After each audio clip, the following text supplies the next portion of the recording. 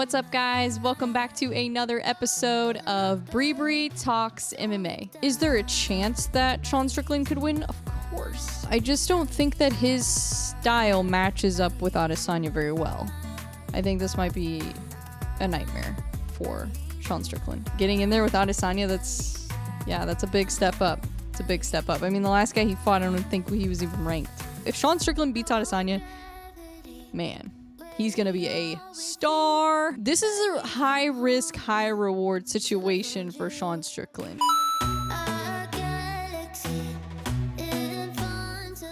I woke up at 3 a.m. on Saturday to watch UFC Singapore, and I'm really glad that I did because that card was freaking awesome. It was pretty sweet, just saying. I woke up early. I cut up a bunch of fruit. I made some breakfast. Made some bacon and eggs. I was chilling. My dog was chilling on the couch with me. It was nice. It was nice getting the fights done early in the day and then having like the rest of the day to like do stuff was pretty cool. Now I kind of understand what the UK fans deal with because they have to wake up at like probably around the same time to watch it at the normal time like we watch it on Saturdays. So I have a little bit more sympathy now, I guess, for the UK fans. But yeah, it was a great card. I don't know, I'm kind of bittersweet about the Korean Zombie's retirement. Like, man, what a dog. Like, what an absolute dog. And we'll talk about that later. But I want to talk about UFC Singapore. That was a great fight night. The main event was Max Holloway versus the Korean Zombie. And there were a ton of great fights on that card. Like, it was actually way better than I expected. Like, I expected it to be a good card, but it was like, I don't know, it kind of blew me away. So it was really fun. And then on Wednesday was PFL. So PFL lightweights and welterweights playoffs. So we're going to get into all of that and we'll talk about what's coming up. But yeah, maybe do some predictions for 293. Maybe. If I'm feeling spicy, we'll see. We'll see. Anyways, let's get into it. Let's start with the prelims. Let's go. So the first fight was Sang-Woo Choi versus Jarno Aarons. I wasn't really sure what to expect from this fight. This was a featherweight fight, and it was actually a really fun fight. It was crazy. So in the beginning of the fight, and let's keep in mind, like, this is Aaron's second UFC fight. He actually took a year off though. So it's only his second fight, but it's been a while since he last fought. And his UFC debut was on short notice, by the way. So he took his UFC debut on short notice and then got an injury and then back again. And Choi going into this fight was on a 3-fight losing streak. So wasn't sure what to expect there. But round 1, Aarons did quite a bit of damage. I just felt like he was landing the more significant shots in the first round, at least in the beginning of the round. And then Choi was kind of landing more accurately, I guess, or more volume, at least from my perspective. And then in round 2, Aarons landed a really nasty uppercut that dropped Choi. And Aarons got on top. He took his back, but Choi got up. And then it was crazy. It was a wild exchange. And then Choi got on top. And then Choi started throwing ground and pound. So that round, I definitely scored for Choi. Even though he got dropped, he kind of made up for it, I guess, in the rest of the round. It was a weird round. I don't know. This fight was crazy, like I said. And then round 3, Choi, he seemed like he was still kind of landing more accurately and landing more shots. He really took over this round. He hurt Aarons really, really bad. And it was really his leg that was messed up. Like, he really chopped away at his leg, and I don't think Aarons could barely stand on it. So, the fight went to the ground at that point. Choi took his back. It was, I guess, a little bit late in the round, but he attempted a rear naked choke. So Sang-Woo Choi ended up winning via unanimous decision. But yeah, that was a fun fight. I really enjoyed it. And then Lang Na, I hope I'm saying that right, versus JJ Aldrich. So this is a women's flyweight fight, which I'm glad we're starting to see more talent in women's flyweight. Like I had said before, you know, and that hasn't always been the strongest division for women. Strawweight seems like it's been the strongest for a long time, but now we're starting to see more going on at flyweight, so that's good to see. But I'm trying to remember what happened. This was JJ Aldrich won this fight. She won it via TKO, and it was, I don't know. It was an interesting fight. So Lang Na got JJ to the ground in round 1. JJ actually got back up, but then got taken down again. She landed a left hand and took Lang down, and then she took her back. Lang escaped. JJ got on top. So it was just back and forth the first round. And then Lang actually landed something on her early, and then JJ countered it. Lang took her back. JJ got on top. Lang attempted some submissions. So it was crazy. It was a wild grappling exchange in the second round. And then JJ took her back, flattened her out, and landed ground and pound, and then it was over. So yeah, great win for JJ Aldrich. It was just a crazy fight. Like, I wasn't sure what was gonna happen. Like, I don't know. It was hard to like keep track of what was going on, because it was just like 1 minute JJ's on top, next minute Lang's on top, and I'm like, what is going on here? Those are always those are the kind of fights you want to watch. So yeah, really fun grappling in that fight. And then Billy Goff versus Yasuku Kinoshita. Hopefully pronounced that one right. That was a welterweight fight. So both these guys are from Dana White's Contender Series, so I was really excited about this because Contender Series is going on right now. So it's just fun to see like basically the Contender Series alumni fighting in the UFC. So Kinoshita, gosh, I keep feeling like I'm going to pronounce that wrong. He was coming off of a loss to Adam Fugit, and Billy Goff, this was his debut. So this was Billy Goff's first fight in the UFC. And Kinoshita actually landed pretty clean early on in the fight. He looked very technical. His striking did. But then Goff attempted a takedown. Didn't really get it. He was throwing some leg kicks. And then he actually ended up dropping Kinoshita with a body shot and got the stoppage in the first round. So it was kind of like a body shot TKO, I guess, which is, you hardly ever see that in MMA. So it's fun to see like the sport evolve a little bit more, and they are incorporating a little bit more boxing technique and throwing those body shots, because yeah, it knocked the freaking wind out of him. And he was done. So then Song Kenan versus Rolando Bedoya. This is another welterweight fight. I don't know. It was a good fight. It was interesting. In round 1, Bedoya threw some leg kicks. He had a pretty good start to the fight. He had a good first round. I would have scored the first round for Bedoya. But then Bedoya got dropped in the second round. And so I thought Song won that round. I don't know. It was a weird fight in general. And then in round 3, Song ended up hurting Bedoya again, but with a leg kick. And then Bedoya got dropped. So I don't know. I thought it was a very clear win for Song. But I do think that Bedoya, I could argue he won the first round. So it was a fun fight. It was a good fight, good matchup. And Song Kenan now is 20-7. So yeah, we'll see what's next for him at welterweight.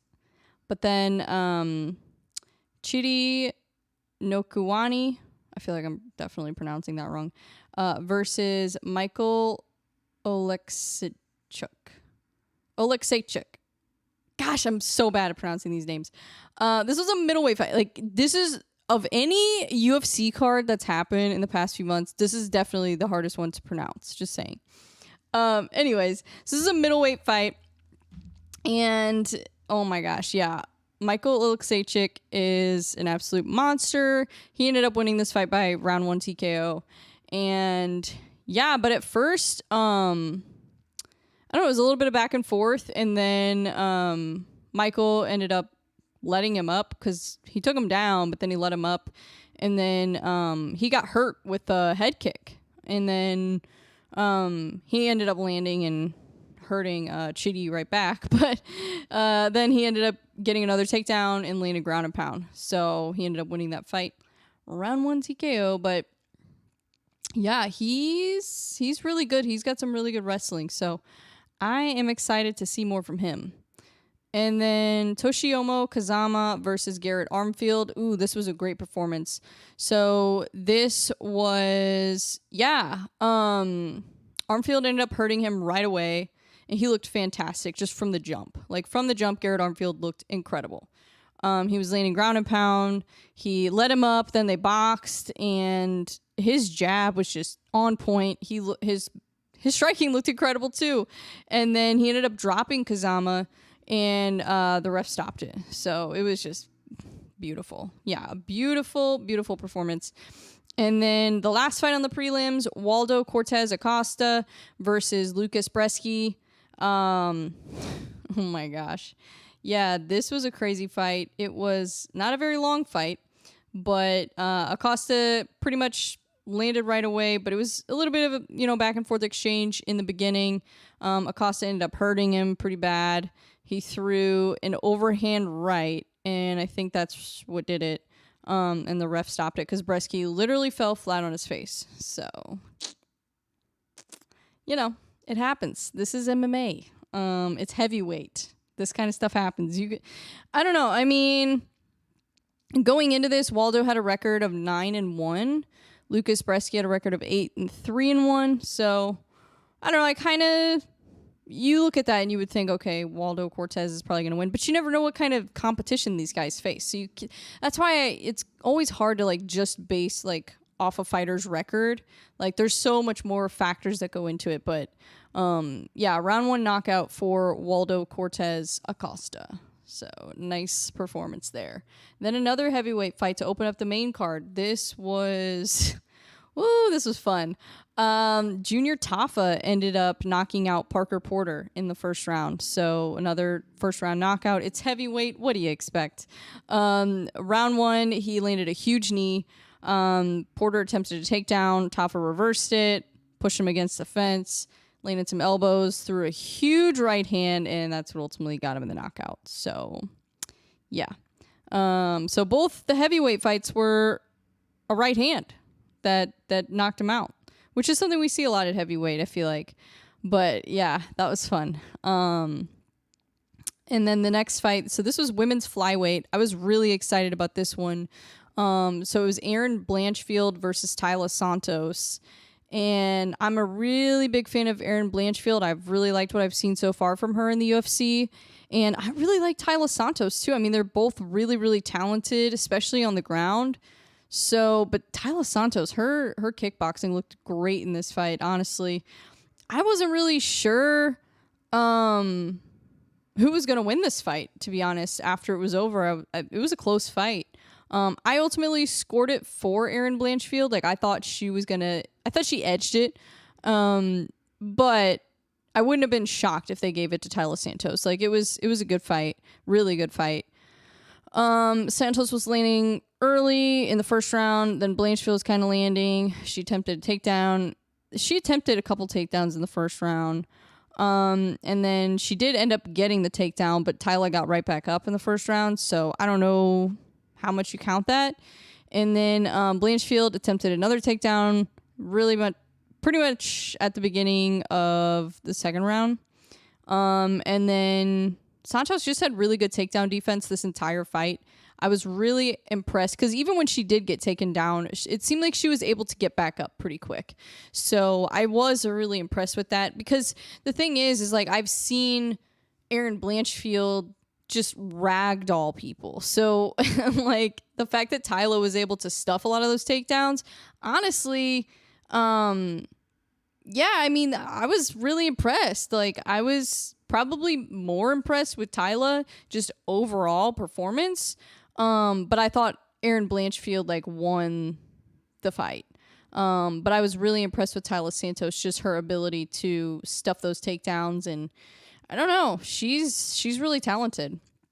And then, yeah, later in that round, Erin tried to take her back. Santos got up again.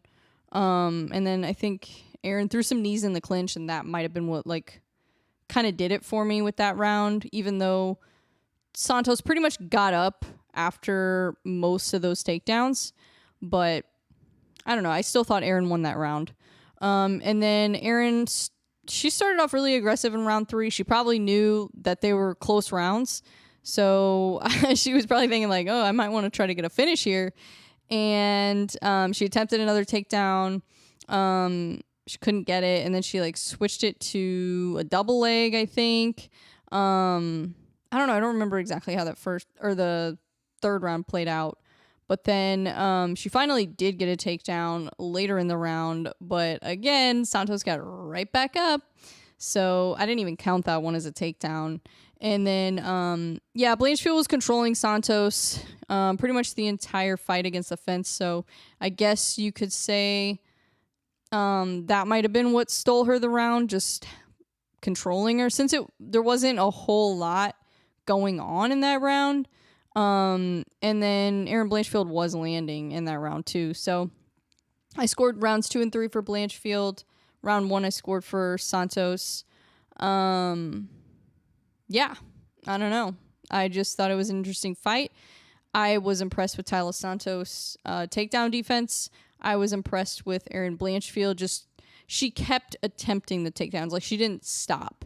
She didn't, like, try for one takedown and then try to stand up with her the rest of the fight. Like, she was relentless with her takedowns. So that I do like to see that. And then it also makes you wonder, like, what does her cardio look like in a 5-round fight? Like, if that fight would have gone another 2 rounds, like, would Erin been able to take her down more, or would she have been more exhausted and then forced to stand up with Tyler Santos? I don't know. It just makes you think. But I don't know I don't know what I want next for Erin Blanchfield. So I was thinking about this. I'm like, should she fight for the title next? Like, I don't know. Yeah, I don't know how I feel about that. But I'm going to look at the rankings really quick and see what I think. Because I don't know who else would fight for the title if she doesn't. That's the only thing. Because I've talked to a few people about this, and they're like, yeah, why is my computer being so stupid? I've talked to several people about this, and it's like, yeah, I don't know. I don't know what. A lot of people don't think she's ready for a title shot. I think she's ready for a title shot. I just don't think she's going to win. That's the thing. Like, I think she's ready. I think she'll do okay. I don't think she's going to get run over, but if she has to stand up with Shevchenko, she might be in trouble though. That's the thing. Yeah, that might not be a good turn of events for her. But let's take a look. So, women's flyweight. Well, then we got Rose coming back to flyweight too. So it's like, I don't know. What is going on with my computer? Guys, my computer hates me. Okay, so women's pound for pound. No, not pound for pound. Women's flyweight. So obviously, Grasso's the champ. Shevchenko is number 1. Fierro is number 2, and that's who's fighting Thug Rose. I don't remember when that fight is, but it's coming up soon. I think that's UFC Paris, so that's coming up soon. And then Erin Blanchfield's number 3. Tyler Santos is number 4.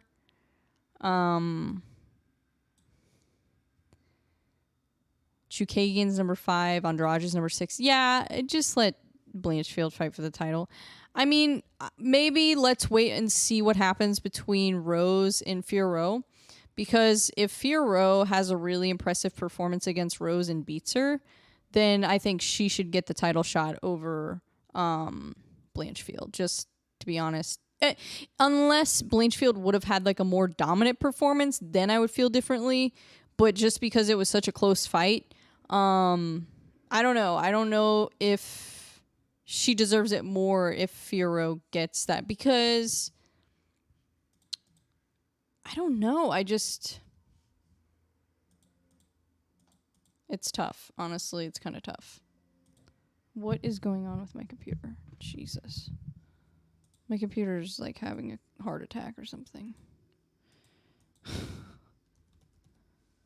What the heck? Okay, guys, I don't know what is happening, but my computer is not. I think I broke it. What?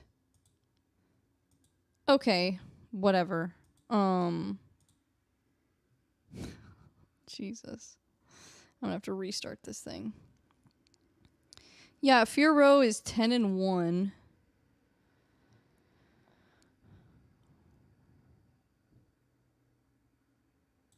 She has a win over Jennifer Maia. She has a win over Silva, Ricci. Yeah, I mean, I think if she beats Rose, I think she should get the title shot next. If she beats Rose in like a dominant fashion, I'll say that. Because here's the thing. Let's see, when is this fight gonna happen?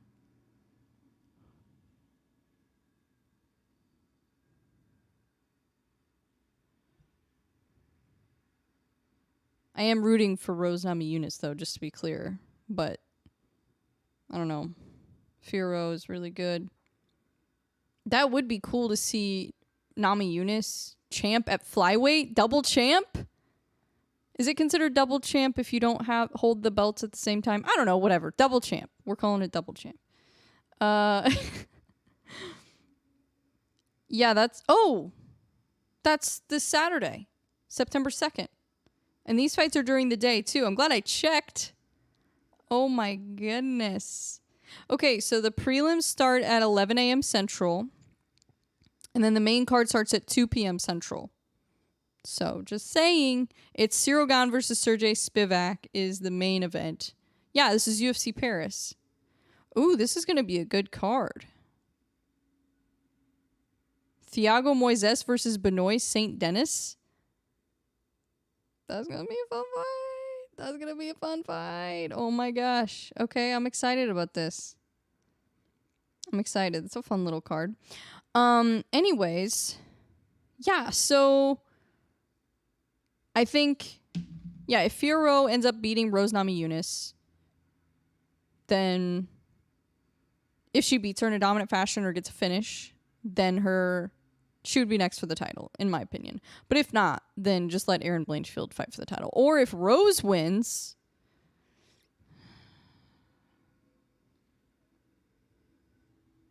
but I don't know how soon Rose is going to want to fight again, though. I don't know. I'm not sure. We'll just see how it goes, okay? We'll see how it goes Saturday. Because I kind of forgot about that. I'm like, yeah, Rose is a former champ. Fiorot is 10-1, and she's on a hot streak. At that point, if she beats Rose, then her and Erin Blanchfield's records will be identical. They'll both be 11-1. And she will have beaten an absolute legend of women's MMA. So, yeah, I don't know. She's also 33. So that's another thing we've got to think about. So if Fiorot beats Rose Namajunas, which I don't know, man. Rose is good, but we've never seen her at flyweight. But I'm rooting for Rose. I'm Team Thug Rose all day, baby. But hypothetically, let's say she wins. So she's 33. So who are you going to give a title shot to? A 24-year-old Erin Blanchfield coming off of a close fight decision win over Tyler Santos? Or Fiorot, who's 33 and hypothetically just beat Rose Namajunas, former champ? To me, you got to give it to Fiorot at that point. Yeah. So we'll see. Whoever wins Fiorot versus Namajunas, I think that is who's going to get the title shot, depending on the timeline, depending on how soon each of them wants to fight next, if they get injured. There's a lot of factors at play, but I think that ultimately that might be who gets the the title shot next, just because the fight between Blanchfield and Santos was so close. I really did think that it was an impressive performance by both of them, honestly, especially with Tyler Santos just showing how good her takedown defense is. So, yeah, I think Fierro versus Rose is going to be the next title contender, I would say. But, yeah, fun times at women's flyweight. I'm excited to see who, and also we don't know who's going to win Grasso versus Shevchenko. So we've got to see that too. And either way, if Grasso wins or if Shevchenko wins, then I think they're still going to have a different opponent. Like, they're not going to do a trilogy, at least not right away. So, yeah, that'll be fun. And then moving on, the card. So Fernie Garcia versus Rinya Nakamura. I thought this was a really impressive performance by Nakamura. It was just a really, really good fight. His grappling was absolutely incredible. This is a bantamweight fight, so nice little fast pace. Yeah, it was great. And he actually survived a guillotine attempt in the second round, so he showed us he's got good submission defense, because sometimes you worry about that with these wrestlers, like, or these grapplers, like, okay, they can take you down, but what if they get caught in a submission off, kind of like how Tony used to always get people, Nate Diaz used to always get people off his back. So, yeah, you always wonder, like, okay, well, if he's against a really good, submission specialist, how is his submission defense? So I think he answered a lot of questions in this fight. And he ended up getting a takedown pretty much, I think, every single round. He got one, like, right away. Or maybe not right away, but, like, halfway through the round, midway through the round. And then he attempted an armbar late in round 3, and then he landed a head kick, too, at the end of the round. So that was fun.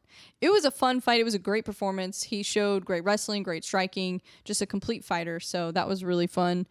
And then another featherweight fight was after that, Alex Caceres versus Giga Chikadze. This was a close fight. It was a fun fight. I really enjoyed watching this because they were just both so technical and experienced. And, I mean, Caceres has been in the UFC forever. And then, I don't know, it looked like maybe a little bit of ring rust for Chikadze. I'm not sure. Maybe he was just kind of feeling it out for a little bit the first round. But they both had good moments. I thought they both put on a great performance, but Giga Chikadze got the win. So, I don't know. I wasn't overly emotional about who got the win in that fight. It's just like, I don't know. They both did really good. I don't know. So, it was a great fight. But yeah, Giga Chikadze did get the win via unanimous decision. And then the co-main event. So let's chat about this. The co-main event was Anthony Smith versus Ryan Spann. And yeah, I thought Ryan Spann won this fight, to be honest. I don't know. I watched it twice. So and I really paid attention the second time I watched it, and here's what I took away. So in round 1, I thought Anthony Smith did more damage. I thought he was landing more significant strikes. I thought he did a really good job in round 1. So I gave round 1 to Anthony Smith. Clear-cut win for him. Round 2, though. This was, I thought, a clear round for Ryan Spann. A clear round. So, yeah, he landed a big combination, and he landed a big knee. A flying knee, and then he just was doing all kinds of damage to Anthony Smith's left eye. I mean, it looked horrible. So just damage alone. Yeah, that round was pretty clear win for Ryan Spann. And then in round 3, I thought Spann was landing cleaner shots. He hurt Smith multiple times in round 3. Like, Smith looked visibly like if Spann would have like strung together a little bit more of his combinations, I think he could have put him away in round 3, honestly. Yeah, I don't know. I thought round 3 was a win for Spann too. So I don't know. Maybe I'll have to watch it a third time to see what the judges saw, but I saw a win for Ryan Spann. I'm not going to complain about it, though, because I'm not a judge, so it's not my job. But I'm just giving my opinion, my hot take on the situation. But, yeah, ultimately, Anthony Smith got a split decision win on that one, so it is what it is. I mean, I'm glad Anthony Smith got a win, honestly. He's been in the sport for so long. He's got so many fights under his belt. So it's like, yeah, okay, I like Anthony Smith, but I thought Ryan Spann won the fight. I don't know. And then the main event. Oh my gosh, guys. This was, bittersweet. So Korean Zombie versus Max Holloway. Both are just, they've been in the sport for so long. And early in the fight, actually, Korean Zombie rocked Max Holloway. So he hurt him a little bit in the first round, which we hardly ever see anybody do that to Max Holloway. And it was a really back and forth round. It was fun. So I knew right away, I'm like, oh yeah, Korean Zombie, like he didn't come to play. Like he's putting everything into this. Like he put his soul into that fight. And then Holloway dropped him in the second round. He attempted a submission, and that was a really tight submission. I can't remember what kind of submission it was, maybe a Darce or something like that. I can't remember. But, I mean, it was tight. And Korean Zombie, and Max Holloway was saying in the press conference, he's like, yeah, I don't know how he survived that. He was like gargling and he was choking. He was like, I didn't think he was breathing. And then he wiggled his fingers, like, I guess when the ref came over, and like somehow survived it. I don't know. That guy is insane. Like both of them are so tough, like Max Holloway and Korean Zombie. But Korean Zombie is just, yeah, it's in the name. Like he is a zombie. And then he actually ended up landing some nice shots in that round. And then Holloway stunned him. And then around 3, Korean Zombie hurt Holloway again. Like, it was crazy. It was just a, like, insane exchange in the third round. And then, like, it was kind of, they were kind of brawling, but I think Max had a little better handle on it. He had a little bit more control. He was being a little bit more patient, even though it was kind of still pretty wild brawling type exchange. But Holloway ended up catching him with the counter right. And yeah, I mean, Korean Zombie was swinging for the fences. He was going a little crazy, which, you know, that's kind of what he does. But yeah, he got caught and he got knocked out. So it was a third round knockout victory for Max Holloway. Yeah, it was crazy. I mean, I'm glad that his last fight, like, even though he lost, I'm glad his last fight was to somebody like Max Holloway. You know, I'm glad he wasn't, you know, on the prelims, you know, like, I don't know. I'm glad that was his last fight. I really am. You know, they're both legends of the sport, especially at featherweight. And yeah, it was a fun fight. It was fun. They both have a lot of respect for each other. So yeah, it was great. But yeah, I just wanted to talk about Korean Zombie for a second because, I mean, so at this point now he's 36 years old. This was his 25th pro MMA fight, I believe. He had the first twister in UFC history. He's a black belt in 4 different martial arts disciplines. So Taekwondo, Hapkido, BJJ, and Judo. He has a 15-6 pro kickboxing record, 17-8 pro MMA record. He has 3 Fight of the Night awards, 3 Performance of the Night awards. He has the fastest knockout in featherweight history, which is 7 seconds in his fight with Mark Hominick. He fought for the belt twice, so he had 2 championship fights at featherweight. He has wins over Dustin Poirier and Frankie Edgar. His first MMA fight was in 2007. His first UFC fight was in 2011. And in 2013, he ended up going to serve in the Korean military. So he lives in South Korea. That's where he's from. And he ended up serving the military. And he did not come back to MMA into the UFC until February of 2014. So he was aged 26 to 29 during that time. So pretty much his prime years in MMA, he was in the military and he wasn't able to compete. So I don't know. I always take that into consideration with like looking at his record and looking at his resume. And even though he's got wins over Dustin Poirier, Frankie Edgar, he's got, 2 title fights under his belt. I mean, he's fought a lot of people and he's been in some wars. But also to think, like, what if he would have had, that 3.5 years or 4 years or whatever it was? What if he would have had that in his career to actually fight? How many times would he have been able to fight for the belt? Would he be able to win the belt? So it always just makes me wonder. It sucks, because you're like, man, I wish we could have seen a little bit more from him. But yeah, I mean, I'm glad he's retiring like this. He's not getting ragdolled and beat up and used as a human punching bag. I mean, although he did take quite a few shots from Max Holloway, but it was a back and forth fight. Like, it wasn't like Calvin Kattar versus Holloway, where Calvin Kattar just was like literally a punching bag. Like, it was a good fight, and he hurt Max Holloway multiple times.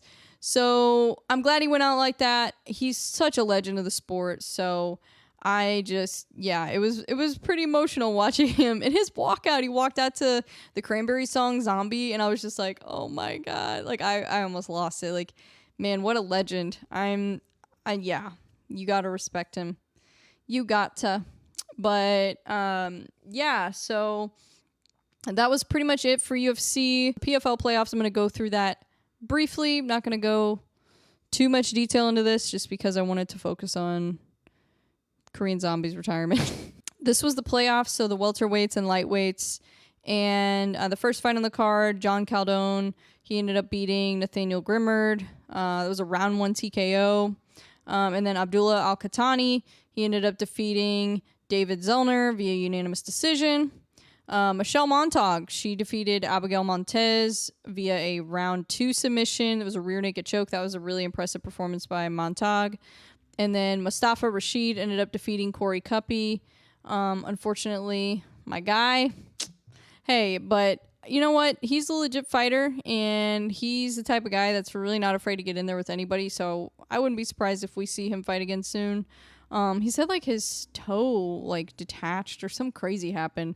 I guess it got caught. I don't know what happened, but he said he had to go to the hospital and get it put back together. So I was like, Jesus. But that was a TKO.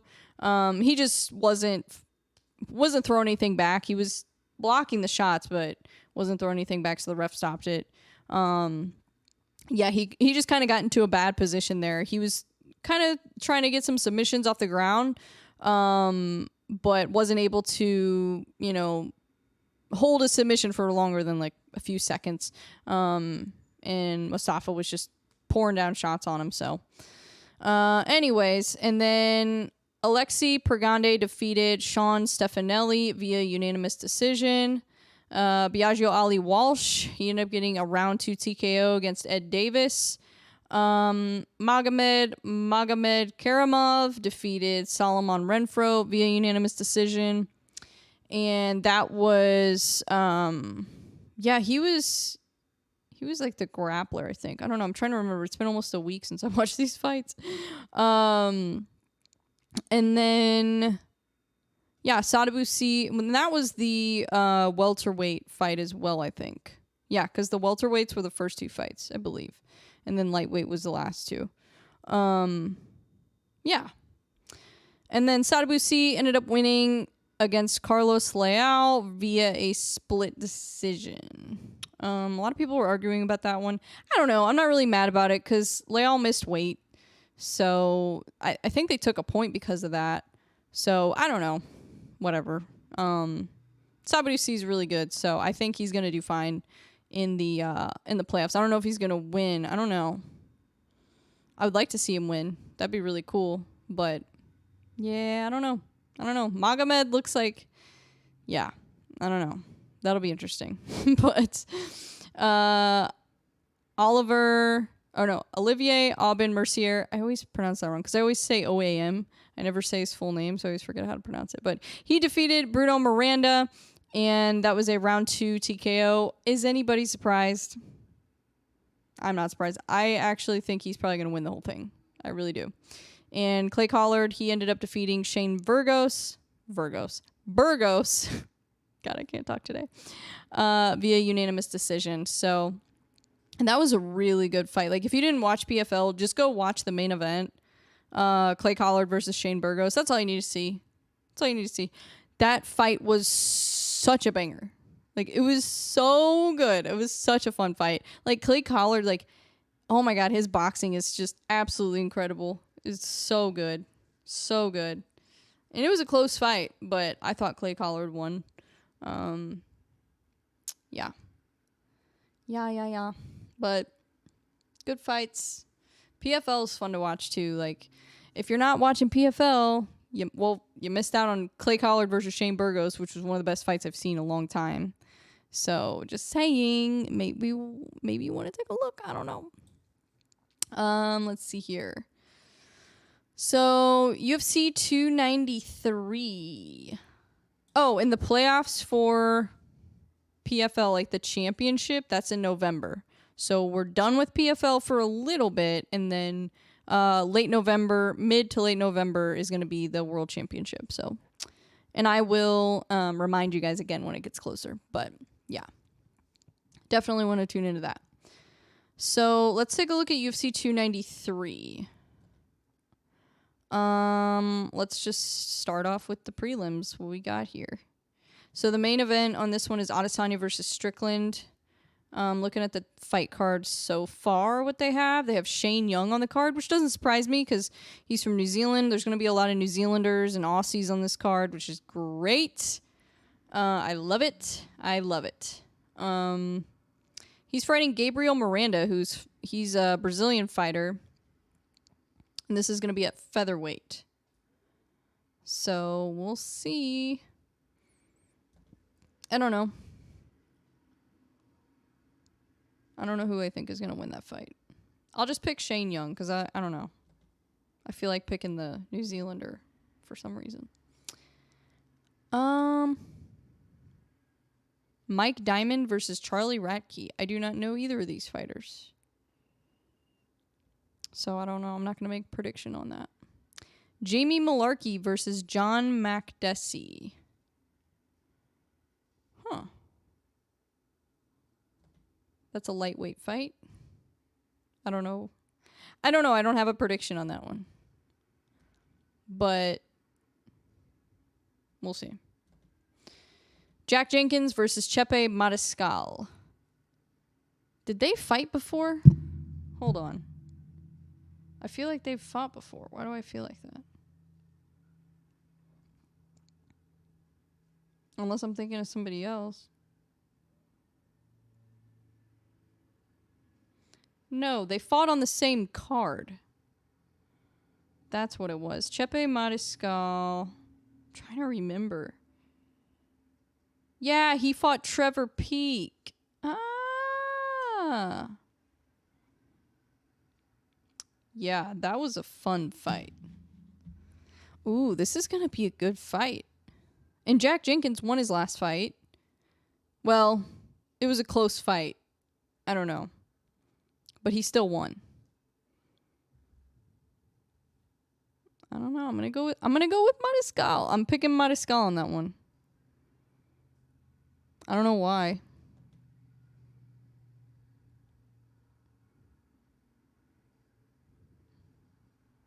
Carlos Olberg versus Dawoon Jung. Carlos Olberg. I think he was from Contender Series. I'll pick him. Tyson Pedro versus Anton Turkalj. I don't know those guys. Justin Tafa versus Austin Lane. Isn't this a rematch? Yeah, this is the rematch because it was a no contest the first time they fought. Well, Junior Tafa just won, so maybe he's going to carry some good luck for the family. I'm going with Justin Tafa. Manel Kape versus Felipe Dos Santos. Okay, so Felipe Dos Santos was supposed to be on Dana White's Contender Series, and instead, his opponent missed weight. So instead, they were like, "Oh, do you want to fight on UFC 293?" And he's probably like, "Heck yeah, that's way better than fighting Contender Series." So he ended up hopefully he got a contract out of that, because Manel Kape, that's going to be tough. I don't see Manel Kape losing this fight, honestly. That's going to be, that's a tough first fight in the UFC. But you never know. I mean, it's MMA. But if I was betting, I would pick Manel Kape on that one. But yeah, this is a flyweight fight, so it'll be fun. It'll be interesting to see what happens. But yeah, hopefully he got a contract, because if he loses to Manel Kape and doesn't get a contract, then I don't know. Hopefully it's kind of like a Val Woodburn situation where he actually gets a contract. I mean, he should. He took a fight on short notice. He's fighting way tougher competition than he's ever fought before. So yeah, hopefully he got a nice little contract out of that.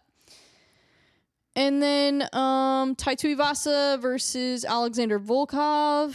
I'm going to go with Tuivasa on that one. Yeah, I mean, it's going to be the Australian crowd. It's going to be shoeies. It's going to be all that energy. So I'm taking Tai Tuivasa on that one. I don't know. I think he might be able to catch Volkov. Volkov's been in a lot of fights. He's not getting any younger. I know he's coming off a win. But I don't know. I just think with... yeah, just like the hometown energy, or I guess not hometown, but like home continent, whatever, home country. I think that he's gonna be able to win this one. I think that's what my guess is, but we'll see. I wonder what the odds are on this. No, it doesn't say, because I don't have the odds for this yet. Sean Strickland versus Adesanya. Yeah, I'm going with Adesanya. Is there a chance that Sean Strickland could win? Of course. Of course. And I think that, I don't know. I just don't think that his style matches up with Adesanya very well. I think this might be a nightmare for Sean Strickland. But props to him for taking this fight. Jesus. Getting in there with Adesanya, that's a big step up. It's a big step up. I mean, the last guy he fought, I don't think he was even ranked. So we'll see. We'll see. I mean, it could always, if he beat Adesanya though, if Sean Strickland beats Adesanya, man, he's going to be a star, huge star if he beats Adesanya. Like, this is a high risk, high reward situation for Sean Strickland. It's a very high risk, high reward, because if he loses, I don't see him getting a title shot again anytime soon. But if he wins, this is going to skyrocket his career. And he's already got a lot of hype behind him because he's very outspoken. He goes on podcasts. He talks a lot. He's not afraid to share his opinion, which is funny. But yeah, he's a fan favorite. So I think he's got a big following now. He's got a lot more popularity than he used to. So if he wins this, he's going to be a huge star. But I just don't know. It's gonna be tough. This is a really tough matchup for Sean Strickland. Adesanya is arguably one of the best strikers we've ever seen in the UFC. So I just don't know how this is gonna work. And also, just little things that Adesanya does, like throwing feints, using distance really well. He's very good at just switching stances, kind of keeping you on your toes and controlling the octagon. He's in his home country. He's in Australia. Yeah, the odds are really stacked against Sean Strickland in this fight. But, like I said, if he wins, it's going to be huge. And you know what he's really kind of trying to do, which I think is his best weapon at this point, is he's trying to use mental warfare against Adesanya in the press conference. Oh my God, it's going to be lit. So I'm excited for that. But yeah, I think that's what he's trying to do. He's trying to get in Adesanya's head, and I think he's going to use the trash talk to try to convince Adesanya that he's going to lose this fight. And I don't know, but Adesanya seems to do pretty well with that. He seems to handle trash talk pretty well because everybody that fights him seems to talk trash about him, except for Jan Blachowicz, but which is the only one pretty much that beat him. But Pereira, Pereira doesn't really talk trash. He's just kind of scary. But yeah, I think Adesanya actually sometimes thrives off of that. So who knows, that actually could make it worse for Sean Strickland. But I think at this point, that's really all he can do, is try to just get in Adesanya's head and I don't know, but it's definitely gonna be a fun fight. It's gonna be bad blood. It's gonna be, yeah, so I'm excited. But yeah, that's my predictions for 293. Sorry guys, I've been really tired lately. So yeah, I am trying, but I did not get to research this fight as much as I wanted to. Or not the fight, the card. But yeah, that is all I've got for you. We've also got the Logan Paul versus Dylan Dennis card coming up. I think Mike Perry and Darren Till are supposed to be on that card too. So, I don't know. That's interesting. But anyways, I am going to go ahead and wrap this up. Thank you guys so much for the support. Thank you for watching, listening, however you consume this. And I will see you guys again next week. Bye.